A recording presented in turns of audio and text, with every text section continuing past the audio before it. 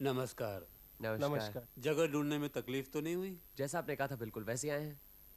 आइए।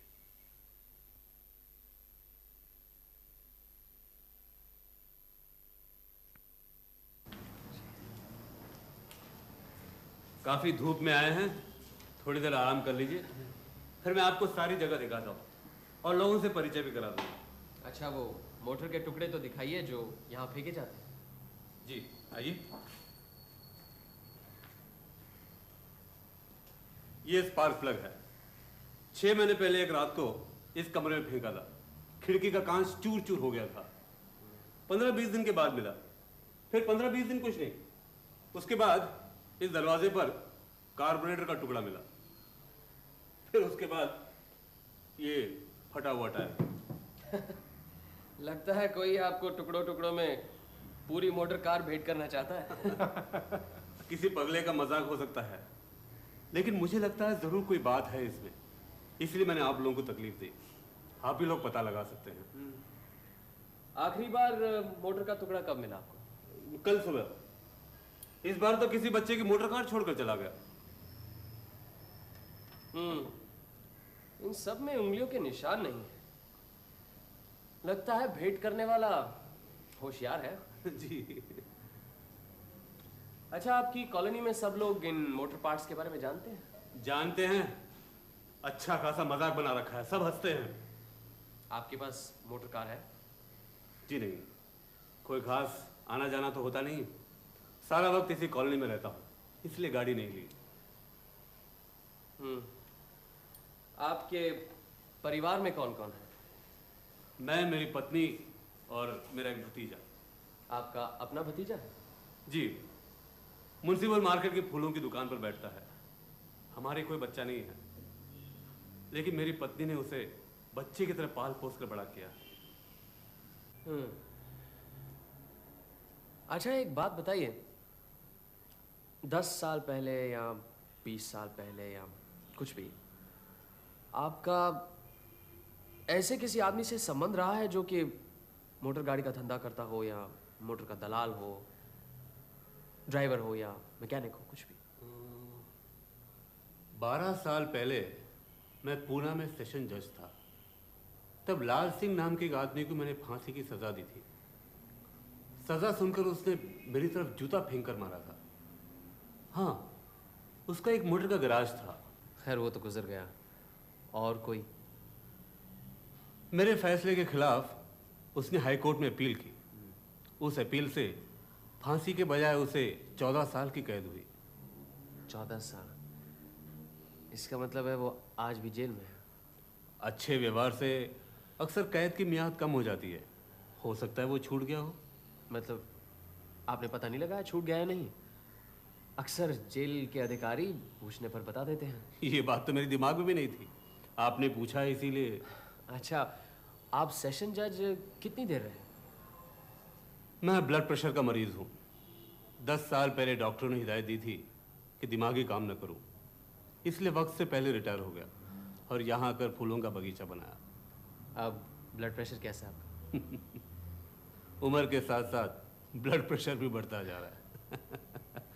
आइए, हमारे कॉलोनी के लोगों से मिला दो। चलिए।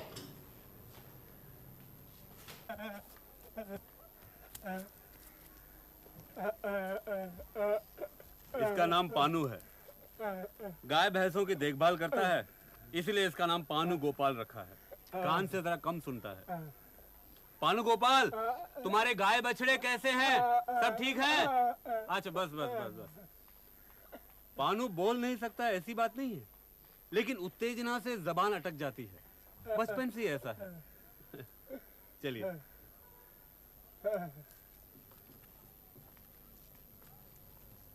ये पानू कान में रुई क्यों लगाता है? कान में मवाद होता है। चले आपको हमारे रसोई और खाने पीने का घर दिखाते हैं। ये हॉल है और वो रहा रसोई घर। ये मेरी धर्मपत्नी दमयंती। नमस्कार। अरे, तुम खाना बना रही हो? मुकुल कहाँ गई? मुकुल के सर में दर्द है, वो सो रही है। तो लक्ष्मी को बुलवा लेती, कुछ मदद तो हो जाती। इसकी क्या जरूरत है, मैं संभाल लूंगी। चाची जल्दी खाना दो, शहर जाना है। अच्छा चलो, आप मैं देती हूँ। अरे विजय, अभी तक काम पर नहीं गए? नहीं, आज थोड़ी देर हो गई चाचा जी, थोड़ा हिसाब तैयार कर रहा था। चलिए।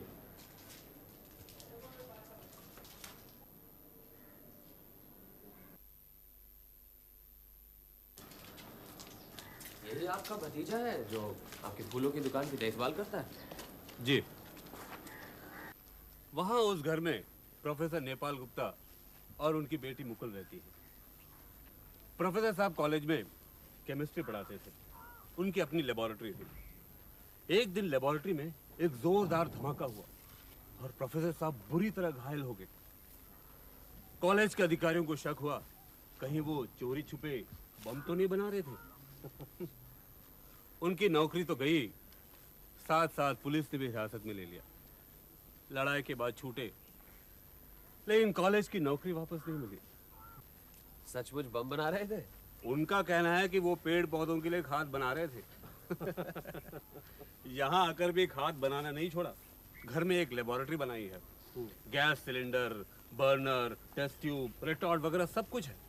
एक दिन काफी खाद बनाकर मुझे दे दिया और कहा कि पपीते के पेड़ में दो।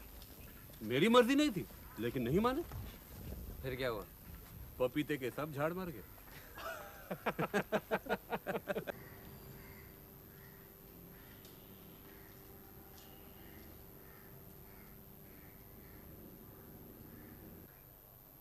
क्या हो रहा है प्रोफेसर? अरे निशाना, तुम आओ आओ। और ये साथ में कौन है? ये लोग कलकत्ते से हमारा बागीचा देखने आए हैं। अरे तुम्हारे बागीचे में है ही क्या देखने लायक? मेरा खाद इस्तेमाल करते तो बात और थी। तुम्हारे खाद से तो बगीचा रेगिस्तान बन जाता। देखो निशानात, जो बात तुम नहीं जानते उस पर बहस मत क्या करो। अरे तुम क्या जानो सॉइल केमिस्ट्री क्या होती है? तुम्हारे सारे पपीते के पेड़ मर गए क्योंकि तुम्हारे माली ने उस पर ज्यादा खाद डाल दिया था। तुम्हारे सारे माली गधे हैं। खैर जाने दो, नया क्या हो रहा है? तंबाकू पर एक्सपेरिमेंट कर रहा हूं। अच्छा, अब आदमियों का भी खून करोगे? निशानात, तुम्हारा तो दिमाग एकदम ठप हो गया है। तुम्हें मालूम है, विज्ञान की बदौलत जहर भी अमृत बन सकता है। जब तंबाकू से अमृत निकलेगा तो पहले तुम ही चखना। अब चलता हूँ, बाकी जगह भी दिखानी है। आ जाओ। अच्छा, मुकुल कैसी है? सुना सर में दर्द है। मुझे नहीं मालूम। आप लगता है शतरंज में माहिर हैं। आप शतरंज खेलना जानते हैं? बस यूं ही थोड़ा बहुत खेल लेता हूँ। अरे तो फिर आइए ना, हो जाएगी। आइए। अरे नहीं, इस वक्त शतरंज पे बैठे तो 2-3 घंटे निकल जाएंगे। 10 मिनट में भी खत्म हो सकता है। आइए ना। अच्छा, आइए।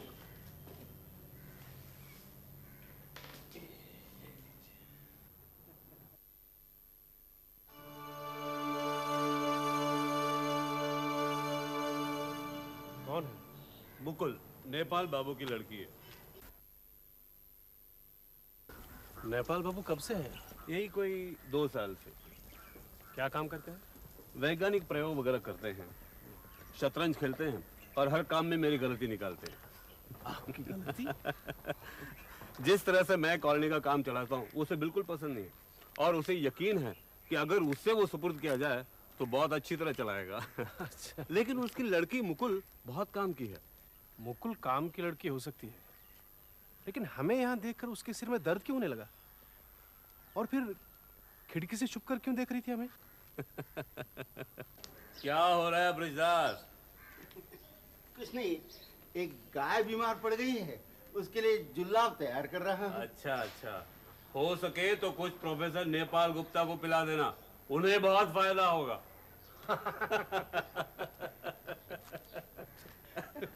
ब्रिजदास हमेशा से वैष्णव नहीं था, लेकिन उसके वैष्णव बनने से हमारे मवेशियों को बहुत फायदा हुआ। हमेशा उनकी देखभाल करता रहता है। अच्छा, पहले क्या था? पूना में सेशंस कोर्ट में क्लार्क था। बहुत दिनों से पहचानता हूँ। एक बार उसने घूस खाकर एक जरूरी दलील गायब कर दी, पकड़ा गया। केस मेरे कोर्ट में ही आया था। 6 साल की सजा हुई। इस बीच नौकरी छोड़कर मैं यहाँ चला आया। सजा होने के बाद जेल से छूटकर वो सीधा मेरे पास चला आया। देखा, सचमुच बदल गया है। अच्छा, हाँ, जेल की हवा खाकर वो वैष्णव बन गया। एक बात ठान ली है ब्रिजदास ने कि कभी झूठ नहीं बोलेगा। ये कुटिया हमारे डॉक्टर भुजंगधर की है। सितार बजाने का बड़ा शौक है। चलिए।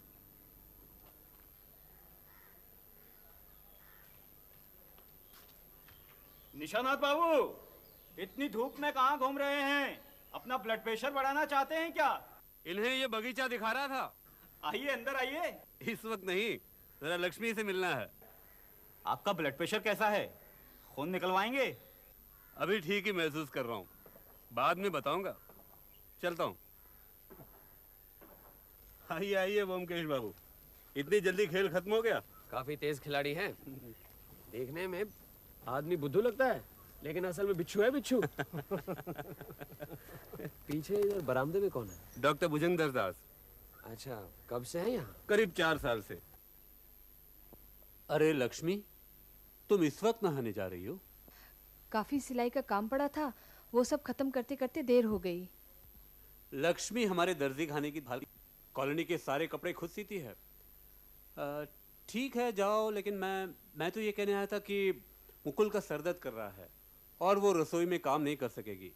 दमयंती अकेली है, तुम्हारी मदद होती तो अच्छा होता। अरे, मुझे किसी ने बताया तक नहीं। तो ये हैं हमारे कॉलोनी के लोग। इसका मतलब कुल मिलाकर 3 महिलाएं 6 पुरुष। जी। लक्ष्मी के बारे में आपने कुछ बताया नहीं। उसका भी तो कुछ इतिहास होगा। कुछ है, लेकिन नहीं के बराबर ही है। गांव की लड़की है, कोई उसे फुसलाकर यहां कलकत्ता ले आया और फिर बदमाश उसे यहीं छोड़कर चला गया। अब क्या मुंह लेकर वापस जाएं? इसीलिए कलकत्ता में रह गई। उसके बाद यहां चली आई। कितने दिनों से यहाँ रह रही है? करीबन 2 साल से। आपकी कॉलोनी के बारे में उन्हें पता कैसे चला? ये कोई सरकारी अनाथालय तो है नहीं? कलकत्ते के किसी रेस्टोरेंट में विजय शाम को रोज चाय पीता था। वहीं एक टेबल पर अकेले बैठे लक्ष्मी को रोते हुए देखा। पूछने पर पता चला कि 2-3 दिन से कुछ खाया नहीं। बेचारी सिर्फ चाय पीकर गुजारा कर रही थी। उस दिन तो चाय के लिए भी पैसे नहीं थे। विजय उसे यहाँ ले आया। अच्छा, मोटर गाड़ी के घिसे पिटे टुकड़ों के बारे में किसी पर शक है आपको? अगर शक होता तो आपको पहले से बता देता। और फिर यहाँ तरह तरह के लोग हैं, किस पर क्या शक करूं? इसीलिए तो आपकी मदद ले रहा हूं। आपको कोई ब्लैकमेल तो नहीं कर रहा? नहीं, मुझे नहीं लगता।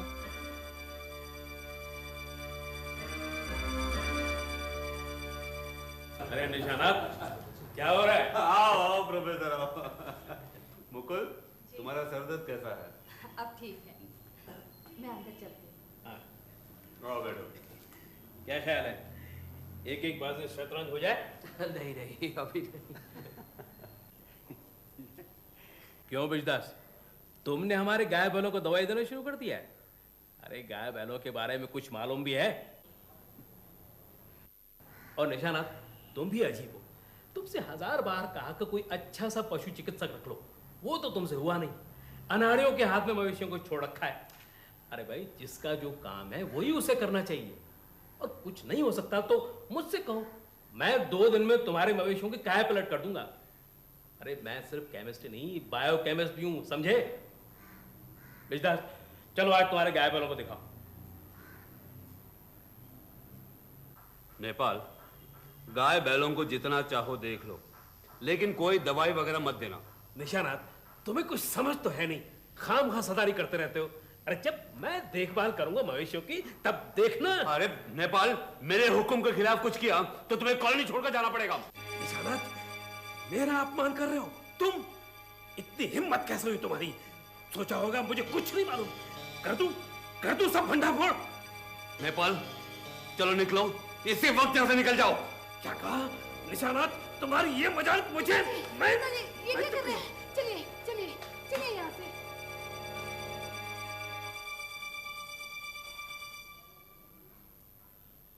इतना उत्तेजित होना आपकी सेहत के लिए ठीक नहीं है मिस्टर सैम।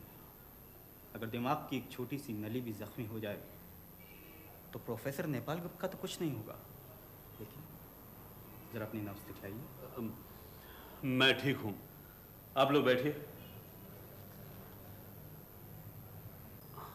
आप ही व्योमकेश बाबू हैं? क्यों, ठीक पकड़ा कि नहीं?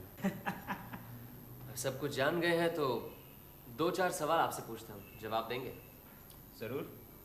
मेरे बारे में तो शायद आपको सब कुछ मालूम पड़ ही चुका होगा। सब कुछ नहीं। ठीक है, पूछिए।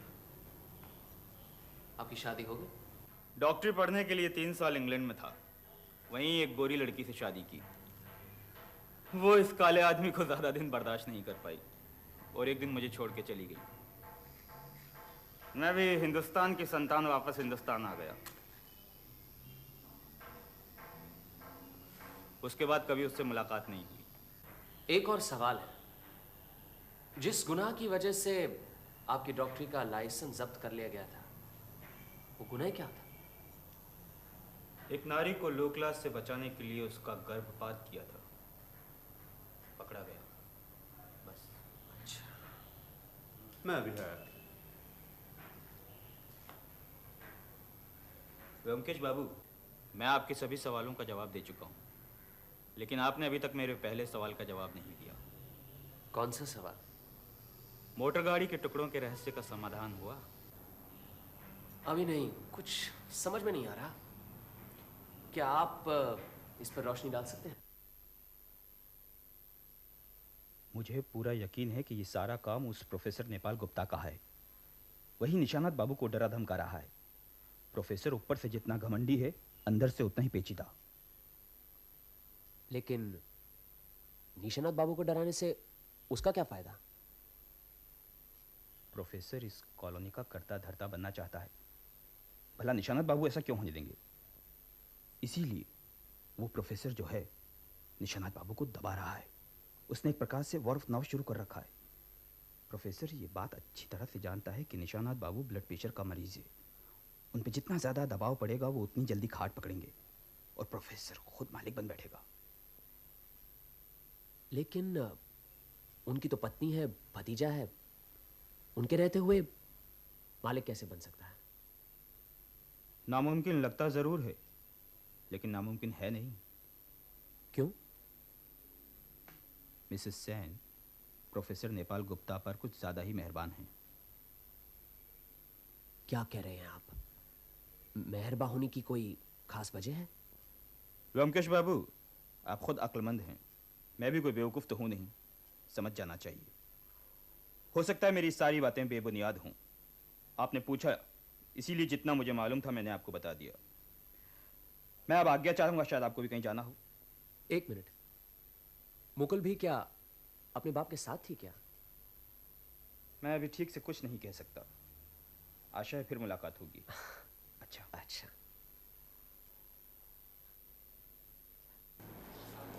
जी नमस्ते। नमस्कार। मैं विजय हूँ, निशानाथ जी का भतीजा। मालूम है, कल मिले जो थे। हाँ। कैसे आना हुआ? जी चाचा जी ने एक चिट्ठी दी है, कहा कि आपको पहुंचा दूं। अच्छा, अरे अरे बैठिए तो सही। लेकिन आइए।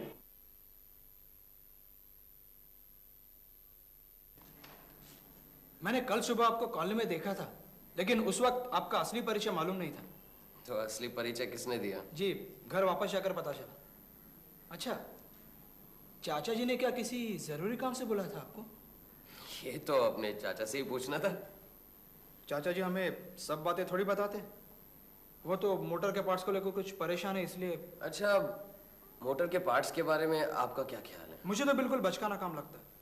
हाँ, यहाँ से 1 मील दूर एक गांव है, वहाँ के लड़के बहुत बदमाश हैं। वही सब शैतानी करके कूड़ा करकट हमारे यहाँ फेंक जाते। अच्छा जी। प्रोफेसर नेपाल गुप्ता का क्या हाल है? सुना था कि प्रोफेसर साहब ने चाचा जी का अपमान किया था कल शाम को। चाचा जी ने तो सह लिया। अगर उनकी जगह मैं होता तो। प्रोफेसर क्या अभी तक कॉलोनी में ही है? हाँ, मुकुल ने कल रात को चाची जी के बहुत हाथ पांव पकड़े और चाची जी हमारी बहुत नरम दिल की है, वो मान गई। उन्होंने चाचा जी को मना लिया। वैसे चाचा जी चाची की बात कभी नहीं टालते। प्रोफेसर की किस्मत अच्छी है। मेरे ख्याल से अगर वो चले जाते तो अच्छा ही होता। उनकी लड़की कैसी है? जी मुकुल नहीं, मुकुल तो ठीक ही है। वो अपने बाप की तरह नहीं है। वो ठीक है। मैं चलता हूँ, मुझे बहुत सारे काम है। जी नमस्ते। जी नमस्ते। नमस्ते।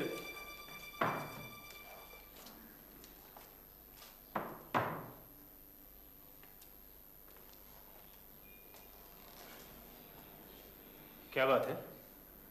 क्या लिखा है निशानाथ बाबू ने? लिखा है आपको जिस काम के लिए कॉलोनी में बुलाया था उस काम में और आगे बढ़ने की ज़रूरत नहीं है। आपको जो एडवांस रुपए दिए हैं उम्मीद है वही आपकी मेहनत के लिए काफ़ी होंगे।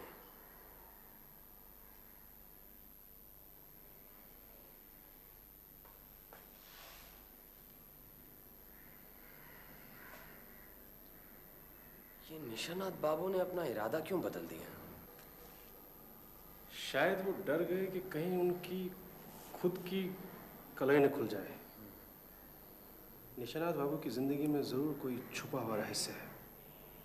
याद नहीं, कल प्रोफेसर ने उसे धमकी दी थी, कर दूं सारा भांडा फोड़। मतलब प्रोफेसर को उनके छुपे रहस्य का पता है? लगता तो यही है। प्रोफेसर भांडा फोड़ की धमकी देकर उसे ब्लैकमेल कर रहा है। लेकिन कल ही तो उन्होंने मुझे साफ साफ बताया कि उन्हें कोई ब्लैकमेल नहीं कर रहा।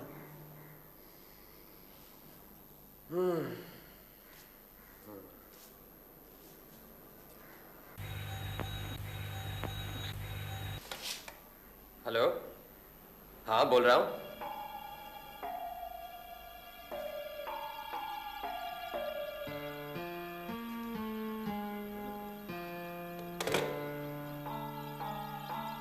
तूफान आ गया।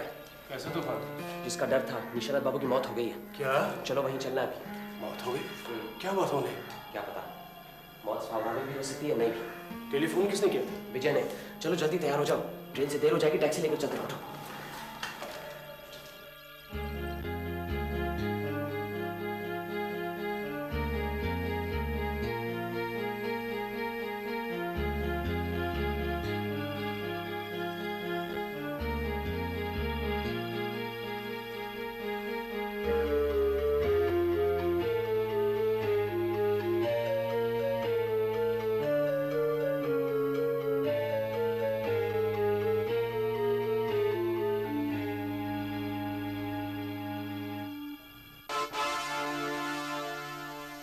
मोजे?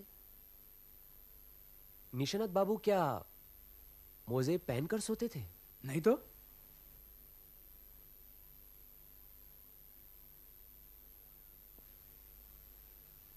गरम मोजे? क्या लगता है ब्योमकेश बाबू? आपकी चाची कहाँ है?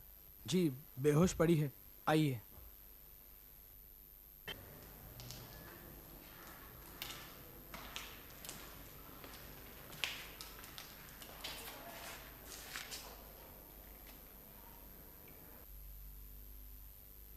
कब से बेहोश है? तकरीबन 3 घंटे से। इन्होंने ही सबसे पहले निशानाथ जी को देखा था। देखते ही चीख कर गिर पड़ी, तभी से बेहोश है। आपने लाश देखी है? हाँ। आपको क्या लगता है, कुदरतन गुजर गई या फिर? इस विषय में मैं कुछ भी नहीं कहना चाहूँगा। कॉलोनी के डॉक्टर पाल को बुलाया है, वही बेहतर बतला पाएंगे।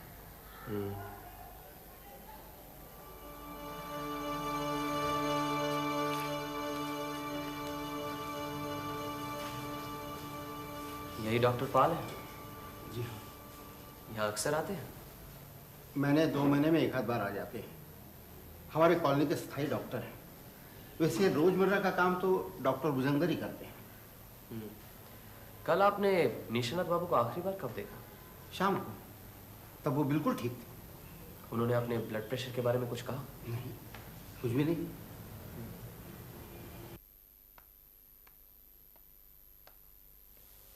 माफ कीजिए, आप क्या डेथ सर्टिफिकेट लिख रहे हैं? व्योमकेश बख्शी। आप क्या समझते हैं ये कुदरतन मृत्यु है? मौत क्या कभी कुदरतन होती है? शरीर की हालत जब अस्वाभाविक होती है, गैर कुदरतन, तभी तो मौत आती है। आप ठीक ही कह रहे हैं, लेकिन शरीर अस्वाभाविक अपने आप ही हो सकता है और बाहर से भी करवाया जा सकता है। आप क्या कहना चाहते हैं मैं समझ गया, लेकिन मैंने निशानाथ बाबू के शरीर को अच्छी तरह से परख लिया है। कहीं कोई चोट के निशान नहीं है। उनके मृत्यु का समय रात के 10 से 11 के बीच में है। कल रात सोते वक्त उनके मस्तिष्क की कोई नस फट गई होगी, इसलिए सोते हुए ही उनकी मौत हो गई। जो ब्लड प्रेशर के मरीज होते हैं उनकी अक्सर मौत ऐसे ही होती है। लेकिन उनके पैरों में मोजे थे, आपने गौर किया होगा। इतनी गर्मी में गर्म मोजे पहनकर सोए थे, क्या ये यकीन करने लायक बात है? मोजे की बात डॉक्टरी दायरे में नहीं आती, फिर भी इस बात पर गौर किया जा सकता है। निशानाथ बाबू खुद मोजे पहनकर सोएंगे ये यकीन नहीं होता, और कोई और उन्हें सोते हुए मोजे पहनाएगा ये भी यकीन करने लायक बात नहीं है। कोई ऐसा करेगा तो वो जागेंगे नहीं।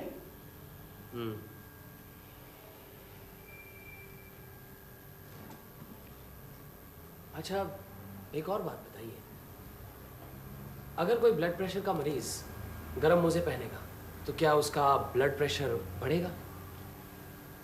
बढ़ सकता है, लेकिन मस्तिष्क की नस फटकर ही मौत होगी ये यकीनन नहीं कहा जा सकता।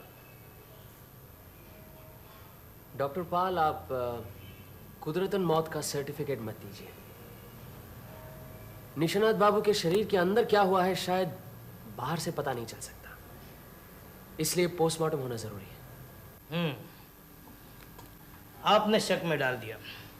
चलो यही सही, नुकसान ही क्या है। मैं चलता हूँ, पुलिस में खबर भिजवा दूंगा, ऑटोप्सी का इंतजाम हो जाएगा। अब आप क्या कहते हैं डॉक्टर भुजंगर, मौत कुदरतन ही है? मेरी राय की कोई कीमत नहीं है। आपको शक हुआ है, पोस्टमार्टम करवा लीजिए, लेकिन कुछ मिलने वाला नहीं है। ये आप कैसे कह सकते हैं? मैं खुद भी एक डॉक्टर हूँ।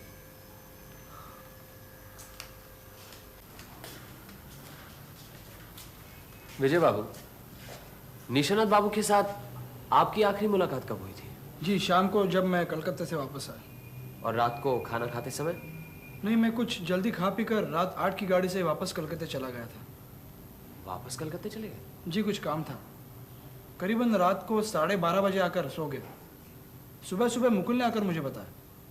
मुकुल ने? जी, मुकुल यहाँ से गुजर रही थी कि उसने चाची जी की चीख सुनी। उन्हें बेहोश देखा तो मुझे बताने चली आई। अच्छा ब्योमकेश बाबू, आपको क्या लगता है कि चाचा जी की मौत कुदरतन नहीं है? लगता तो ऐसा ही है। मुझे भी कुछ गड़बड़ लग रहा है। चाचा जी कभी सर्दियों में भी मोजे पहनकर नहीं सोते थे। मोजे तो उनके है ही नहीं। फिर उनके कमरे में जाकर देखा तो खिड़की भी बंद है। चाचा जी कभी खिड़की बंद करके नहीं सोते थे। फिर खिड़की किसने बंद की? अभी 10 बजे है, पुलिस के आने में भी देर है। हम जरा कॉलोनी का राउंड मार के आते हैं। जैसे आपकी मर्जी। चलो जी।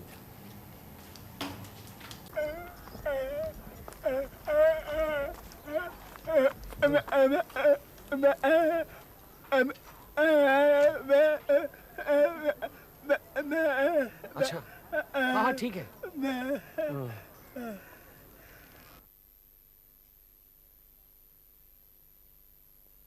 नमस्कार प्रोफेसर गुप्ता। नमस्कार, आप यहाँ? निशानाथ बाबू ने चिट्ठी लिखकर आज बुलाया था। यहाँ आकर देखा, हमने कभी सोचा नहीं था इस तरह अकस्मात ही गुजर जाएंगे। अरे ये ब्लड प्रेशर के मरीज ऐसे ही मरते हैं। निशानाथ बहुत जिद्दी था, किसी की नहीं सुनता था।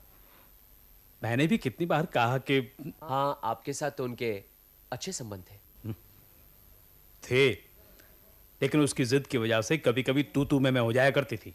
हाँ, वो तो हमने सुना। उस दिन हमारे सामने आपने कहा कि कर दो भंडाफोड़।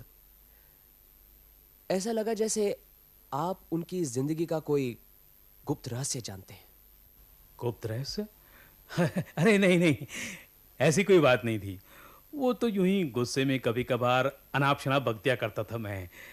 वो तो मेरा स्वभाव ही ऐसा है। अच्छा, आपसे एक बात पूछूं? आपकी लड़की मुकुल के साथ विजय का कुछ क्या मतलब कोई संबंध या? मुकुल किसी से कोई भी संबंध रखने वाली लड़कियों में नहीं है, समझे आप? हम जब यहाँ आए थे तो मैंने ही विजय के साथ मुकुल की शादी की बातचीत की थी। विजय राजी भी हो गया था, लेकिन बाद में उलट गया। विजय का चाल चलन क्या ठीक नहीं है? बस यूं ही समझ लीजिए, भली लड़की को छोड़कर उल्टा के आगे पीछे दौड़ना क्या अच्छे चाल चलन के लक्षण है? मुकुल अब कैसी है? जैसी थी वैसी ही है, पढ़ी है चुपचाप। देखेंगे एक बार? चलिए देखते हैं। मुकुल और विजय की संबंध की बात क्या है, कुछ समझ में नहीं आई। जब प्रोफेसर यहाँ नए नए आए ना, तब मुकुल और विजय में काफी दोस्ती हो गई थी। शादी की बात भी पक्की हो गई थी। फिर ये लक्ष्मी आई, विजय लक्ष्मी पर लट्टू हो गया, मुकुल से शादी तोड़ दी। निशानाथ बाबू जरूर इस शादी के खिलाफ थे। अच्छा, निशानाथ बाबू की मौत स्वाभाविक नहीं है, तुम्हें पूरा यकीन है? पूरा 100%। उनके ब्लड प्रेशर ने उन्हें पहाड़ी के किनारे ला खड़ा किया और किसी ने जोर से पीछे से धक्का दे दिया।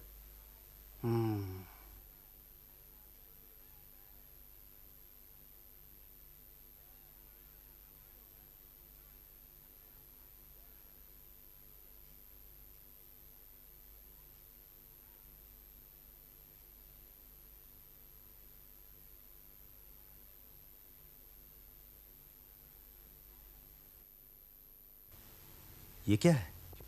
चिड़िया का घोंसला। वो देखिए ऊपर पंखे पर बाकी का टुकड़ा भी है।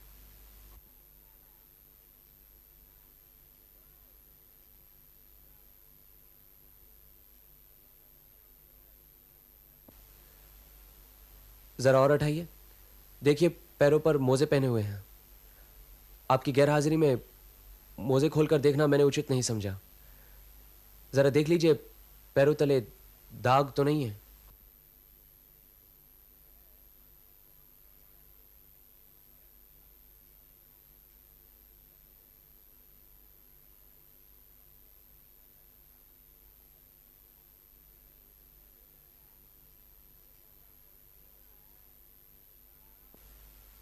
ये दाग देखिए।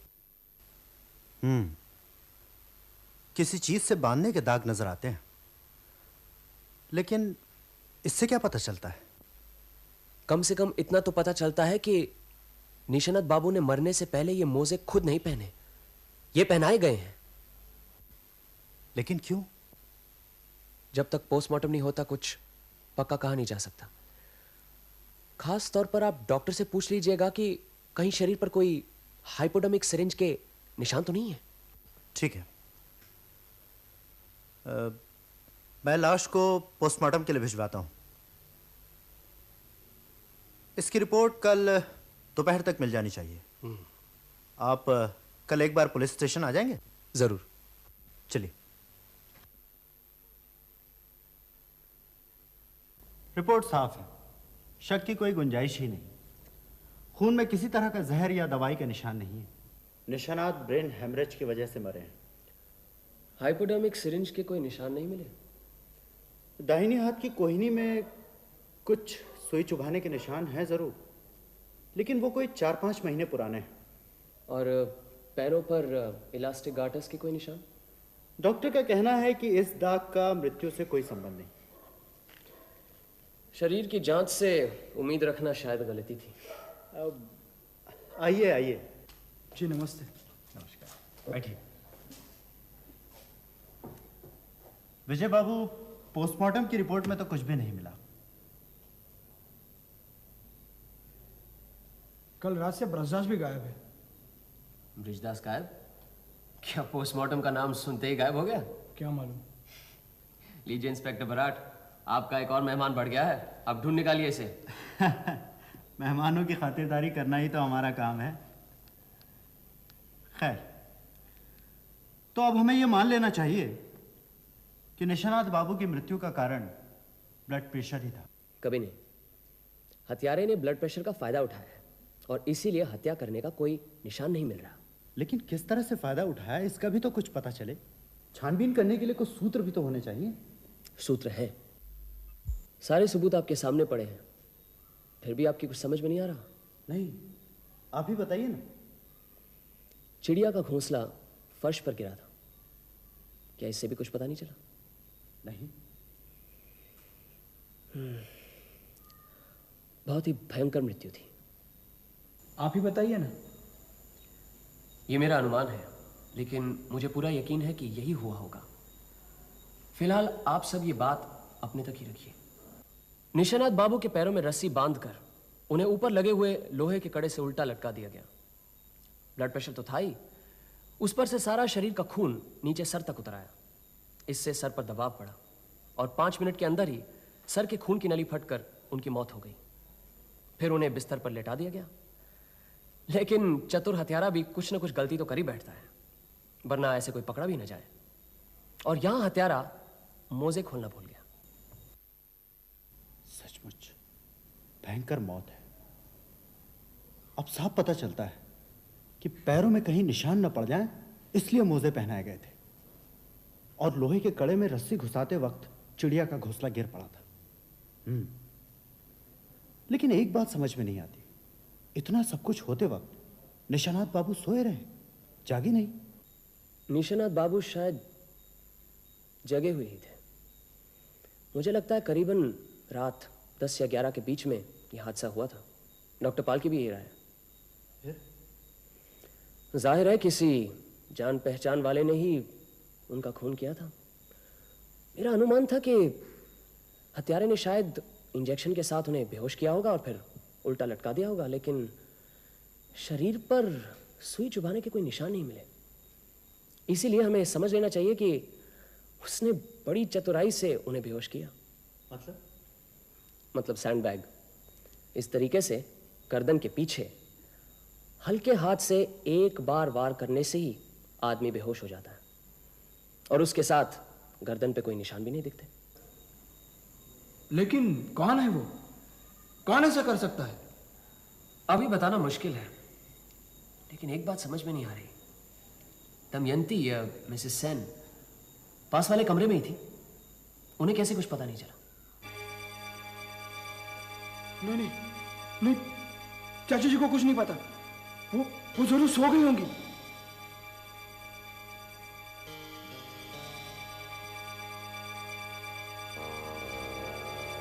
है, जो भी हो, वक्त आने पर सब पता चल जाएगा। फिलहाल एक बात बताइए, निशानाथ बाबू का वारिस कौन है? मैं और चाची जी बराबर हिस्सों में। ये नोट कर लीजिए। एक बात और, क्या मोटर के टुकड़ों के साथ निशानाथ बाबू की मौत का कोई संबंध है? हो भी सकता है, नहीं भी। आज मैं लाल सिंह के बारे में पूछने गया था। कौन लाल सिंह? निशानाथ बाबू किसी समय सेशन जज थे। तब उन्होंने लाल सिंह नाम के एक मोटर गैराज वाले को खून के मामले में फांसी की सजा दिलवाई थी। उसने कोर्ट में जूता लेकर उनकी तरफ फेंका था। अपील से उसको आजन्म कारावास हुआ। फिर पता चला कि 2 साल पहले उसकी जेल में ही मौत हो गई थी। उसकी पत्नी को चिट्ठी भेजी गई थी, लेकिन चिट्ठी वापस आ गई। उस औरत का कुछ पता नहीं चला। फिर ये मोटर के टुकड़े कौन फेंकता है? मोटर के टुकड़े निशानाथ बाबू के लिए है, ऐसा तो कोई सबूत नहीं है।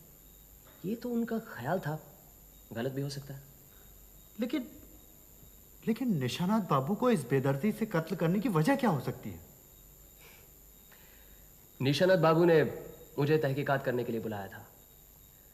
शायद यही अहम वजह थी। गुत्थी उलझती जा रही है। सब सुलझ जाएगी। फिलहाल आप 2 काम कीजिए। पहला तो कॉलोनी के हर एक व्यक्ति के अंगूठे का छाप ले रखिए। इससे क्या फायदा? आप लेकर तो रखिए, काम आ सकता है। जिस तरह लोग कॉलोनी से गायब हो रहे हैं, पता नहीं कौन कब तक रहेगा। ठीक है। दूसरा? मेरे ख्याल से अब कॉलोनी चलते हैं। अजीत वहां पहुंच गया होगा। मैंने हर एक व्यक्ति से कुछ सवाल करने हैं, आप सब नोट कर लेना।